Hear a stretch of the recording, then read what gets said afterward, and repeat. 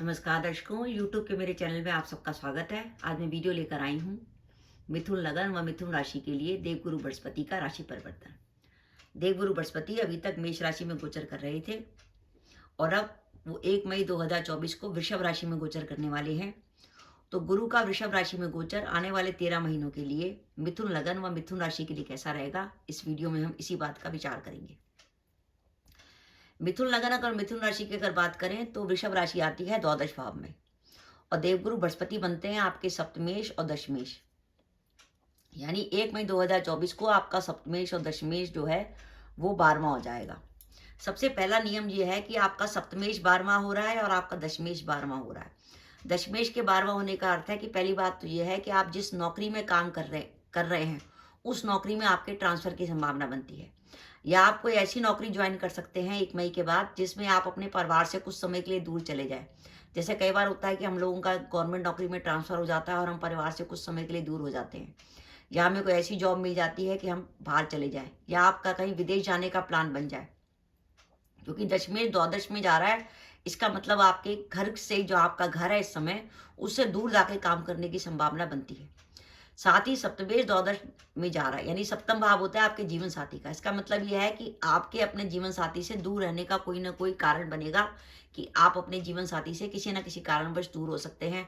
अब दूर होने का कारण ये हो सकता है कि आपकी नौकरी कहीं और लग जाए, या आपका ट्रांसफर हो जाए, या आप विदेश चले जाए, या आपस में कोई आपका मतभेद हो जाए।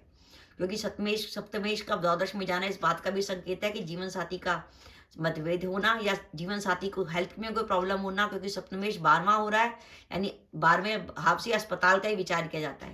यानी जीवन साथी के स्वास्थ्य में कोई खराबी हो जाए और उनको कोई अस्पताल में एडमिट होना पड़े। तो ये तो है, आपका परिवार से दूर जाने की संभावना बन रही है मेष राशि में, जब वृषभ राशि में गुरु का गोचर होगा 1 मई से। ध्यान रखिएगा, 1 मई के बाद आप कोई भी यात्रा करें तो ध्यान रखिए उस यात्रा में किसी प्रकार की परेशानी की संभावना बनती है। साथ ही 12वां गुरु खर्चे बहुत कराता है, लेकिन 12वां गुरु जो है मांगलिक कार्यों के लिए बहुत शुभ माना गया है। यानी 12वें गुरु का मतलब है कि आपके घर में किसी न किसी रीजन से कोई ना कोई मांगलिक कार्य होगा। किसी का जन्म हो सकता है, किसी का विवाह हो सकता है, यानी आपका जो खर्चा होगा वो शुभ काम में होगा। साथ ही कोशिश करिएगा, जब तक गुरु 12वां है, वृषभ राशि में गुरु का गोचर हो रहा है, संपत्ति से जुड़े कोई डील मत करिएगा। अगर आपके शुक्र बैठा है या बुध बैठा है द्वादश भाव में, तब आप संपत्ति से जुड़ी कोई डील कर सकते हैं। लेकिन अगर बुध और शुक्र आपके द्वादश में नहीं है तो संपत्ति से जुड़े मामलों में सावधानी, किसी प्रकार के हानि की संभावना बनती है। अपने स्वास्थ्य का भी ध्यान रखिएगा, क्योंकि 12वां गुरु जो है हेल्थ से जुड़ी प्रॉब्लम भी देता है, क्योंकि गुरु का संबंध यहाँ पे आपके 6ठे और 8वें भाव से होगा। कार्यस्थल पर सावधानी, कि कार्यस्थल पे आप किसी न किसी शत्रु के षड्यंत्र का शिकार हो सकते हैं। तो जब तक 12वां गुरु है, एक नियम बना लीजिए कि आप ऑफिस जाने से पहले कच्ची घानी के सरसों के तेल का एक दीपक जलाइए हनुमान जी के सामने, और उस कच्ची घानी के सरसों के तेल के दीपक की जो ज्योत है उसमें 2 अखंडित लौंग डाल दीजिए। यानी थोड़ी देर के लिए दीपक की ज्योति में आप लौंग डाल दीजिए, और उस लौंग को डाल के वहीं हनुमान जी को प्रणाम करके फिर आप घर से निकलिए। आप चाहें तो उस समय हनुमान चालीसा भी कर सकते हैं, या आप चाहें तो हनुमान जी की आरती भी कर सकते हैं।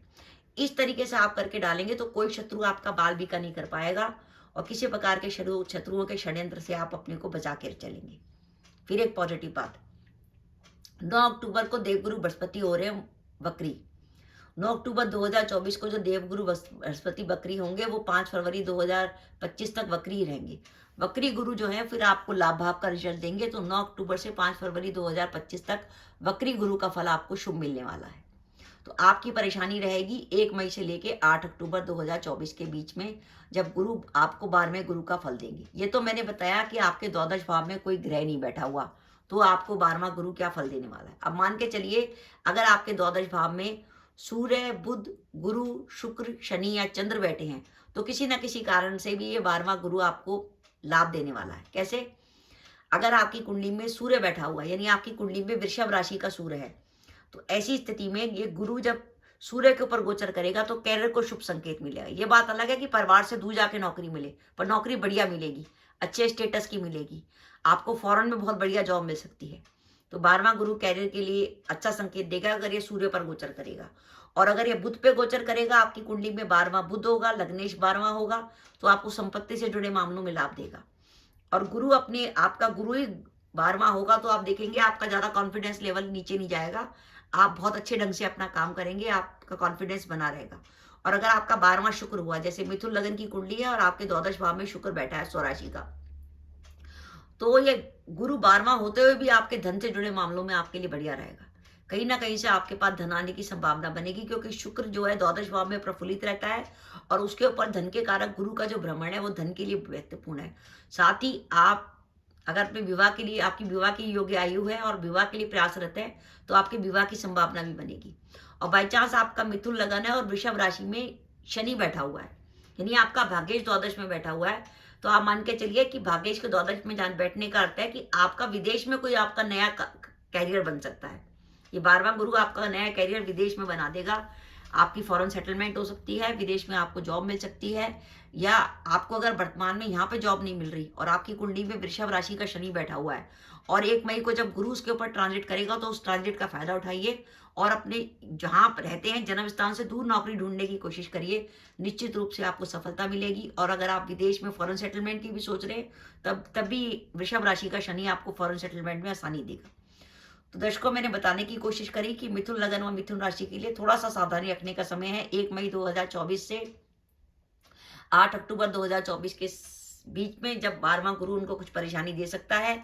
लेकिन अगर आपके 12वें भाव में कोई ग्रह है, जैसे सूर्य, बुध, गुरु, शुक्र, शनि, तो ये 12वां गुरु आपको ज़्यादा परेशानी नहीं देगा। अगर चंद्रमा है, आपके चंद्रमा आपके 12वें भाव में नहीं हो सकता, क्योंकि आपकी मिथुन लगन और मिथुन राशि है। हाँ, अगर आपकी कुंडली में मंगल, केतु या राहु, मंगल, केतु या राहु आपकी कुंडली में 12वें भाव में है, तो थोड़ी सावधानी रखिएगा।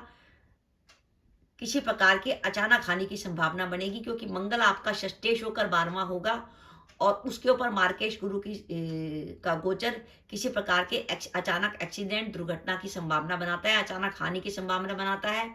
और राहु और केतु के संबंध में भी आपको थोड़ी सी सावधानी रखनी पड़ेगी। अगर आपके 12वें भाव में वृषभ राशि में मंगल, राहु या केतु है, तो इस गुरु के में इनका कोई ना कोई उपाय करिएगा। मंगल के उपाय के तौर पर आप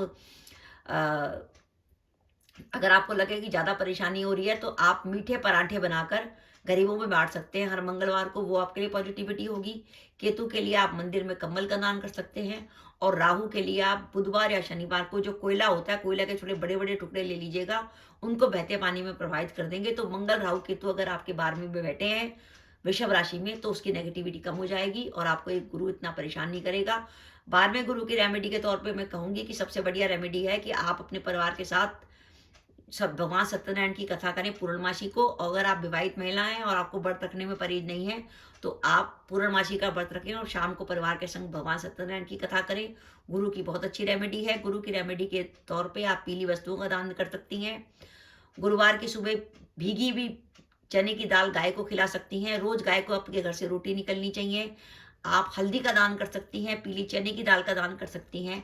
और अगर आपके विवाहित जीवन में कोई प्रॉब्लम आती है इस गुरु के गोचर के कारण, तो आप 3 गुरुवार लगातार किसी विवाहिता स्त्री को, सुहागन स्त्री को कुछ सुहाग से जुड़ी सामग्री जैसे लाल रंग की साड़ी, चूड़ी, बिंदी, कंघा, इस तरीके की चीजें दे देंगी, तो 3 गुरुवार को तो गुरु की नेगेटिविटी कम हो जाएगी। आप उपाय के तौर पर अपने गले के पास या अपनी नाभि के पास केसर भी लगा सकते हैं। तो दर्शकों, ये मेरा वीडियो था कि मिथुन लगन व मिथुन राशि के लिए वक्री गुरु का क्या प्रभाव होगा। जब आपका द्वादश भाव खाली होगा तो क्या रिजल्ट होगा, और द्वादश भाव में कोई ग्रह होगा तो क्या रिजल्ट होगा। तो दर्शकों, ये मेरा वीडियो था, आपको कैसा लगा प्लीज कमेंट बॉक्स में कमेंट करके बताइएगा। इसके साथ ही अगर आप मेरे चैनल पर पहली बार आए हैं और आपने मेरे चैनल को अभी तक सब्सक्राइब नहीं किया, तो कृपया मेरा चैनल सब्सक्राइब कर दें। साथ ही बेल आइकन को भी दबा दें, जिससे जब भी मैं अपनी वीडियो अपलोड करूं उसकी नोटिफिकेशन आपको मिल जाए और आप मेरा वीडियो देख सकें। इसके साथ ही नमस्कार दर्शकों, जय माता दी।